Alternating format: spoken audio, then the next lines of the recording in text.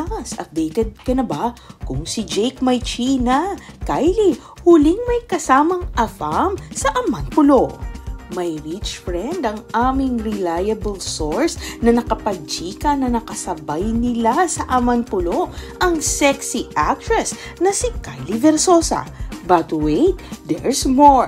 Hindi nag-iisa si Kylie dahil may kasama raw itong AFAM sa kanyang bakasyon grande sa Amanpulo ha.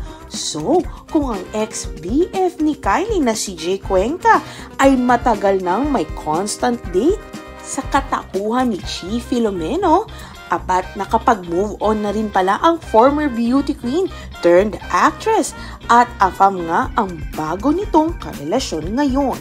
Sayang at mukhang nahiya raw ang rich friend ng aming reliable source na makapagmarites at kuna ng picture si Kylie at ang kasama nitong AFAM. Pero yun nga, chinika nitong confirm na may bagong jowa ang super sexing si Kylie. Why not? Wala namang tinatapakan si Kylie, no? Pilipinas, updated ka na ba kung si Jake may China? Kylie, huling may kasamang AFAM sa Amanpulo. May rich friend ang aming reliable source na nakapagchika na nakasabay nila sa Amanpulo ang sexy actress na si Kylie Versosa. But wait, there's more. Hindi nag-iisa si Kylie dahil may kasama raw itong AFAM sa kanyang bakasyon grande sa Amanpulo ha. So, kung ang ex-BF ni Kylie na si Jay Cuenca ay matagal nang may constant date sa katauhan ni Chi Filomeno, apat nakapag-move on na rin pala ang former beauty queen turned actress at AFAM nga ang bago nitong karelasyon ngayon. Sayang at mukhang nahiya raw ang rich friend ng aming reliable source na makapagmarites at kuna ng picture si Kylie at ang kasama nitong AFAM. Pero yun nga, chinika nitong confirm na may bagong jowa ang super sexing si Kylie. Why not? Wala namang tinatapakan si Kylie, no?